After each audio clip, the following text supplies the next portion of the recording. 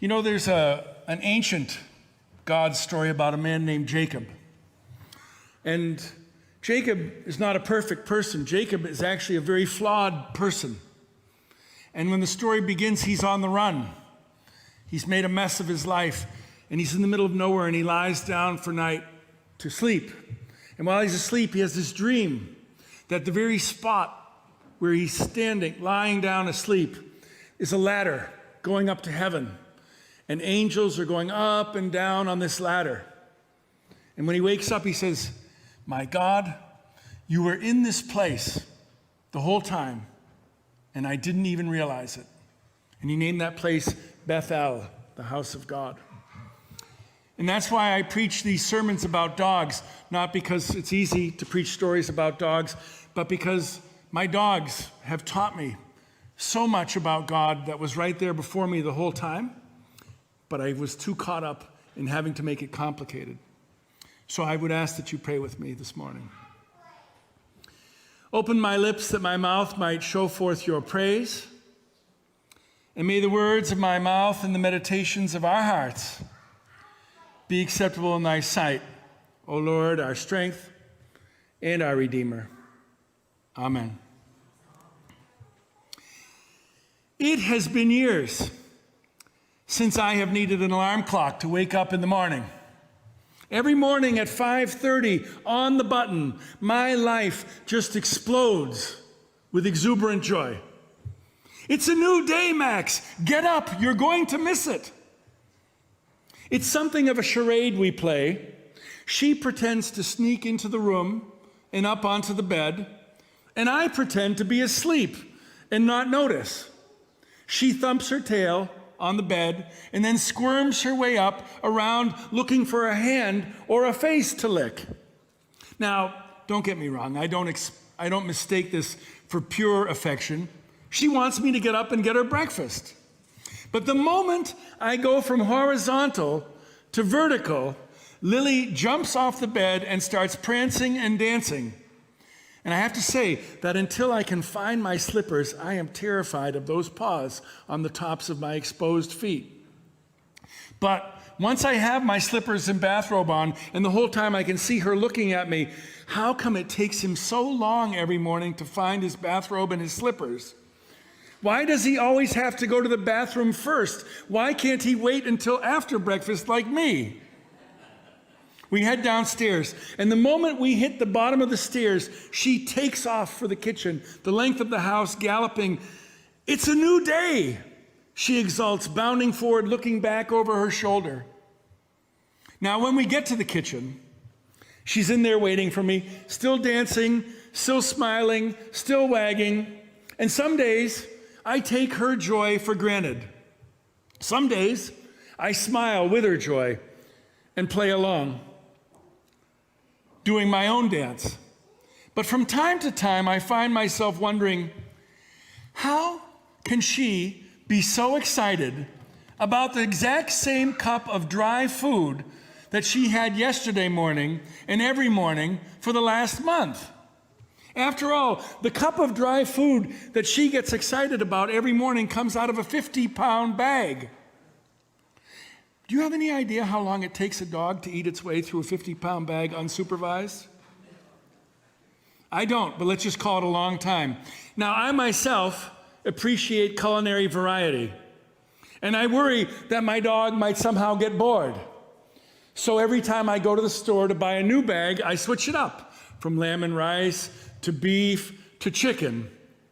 And I'm honestly not sure why I bother, because I actually have taste tested all three. And I can't discern a marked difference. And Lily doesn't seem to care. But every morning, without breakfast, she's in that kitchen. Yay, it's breakfast time. This is going to be the best breakfast of my life. Every morning. And every afternoon around 4 o'clock, if she's being polite. If she's not, she'll start working on me at about 3:30 or 3:45, coming over, nudging me with her nose, putting her paw on my knee. "It's that time again, Max. Come on, get up. Let's go to the kitchen. It's supper time."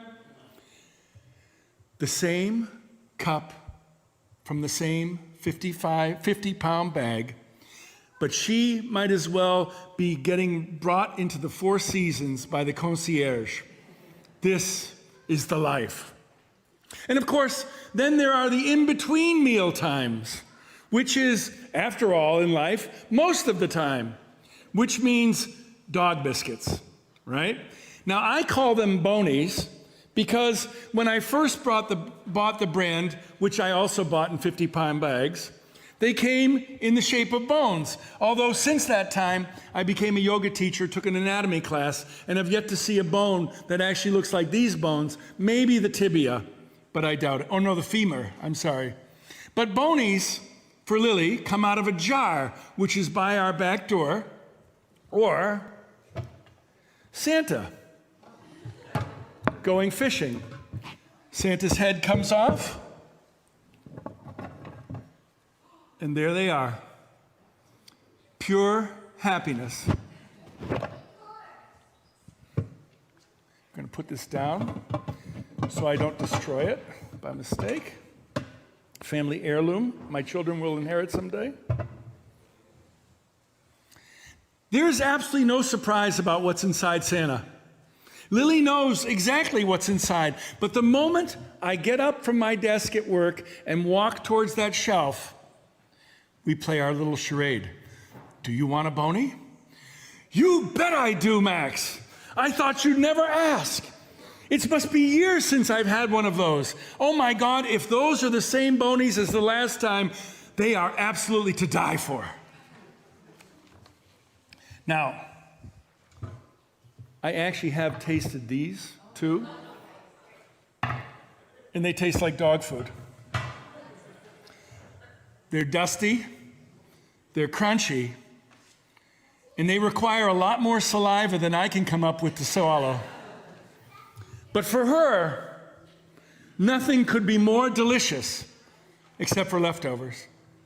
Now, I have certainly heard about other kinds of dogs, but one of the obvious things that I think about when I think about dogs is they have joy in their food. But it's not just their food, however. My dog will be lying on the carpet in front of the wood stove in the winter, or in the couch in the TV room in the summer, and she looks like she's absolutely sound asleep. I can see her chest rising and falling in a very relaxed way, but the moment she hears my footsteps on the wood floor, her tail starts thumping. Her eyes will still be closed, but that tail's thumping. No other part of her body moves. Now, I could try to walk by, but I usually say something like, "Hello, Lily." And then it's like we're in a rom-com reunion scene. It's him. I haven't seen him in years. He's come back from the war.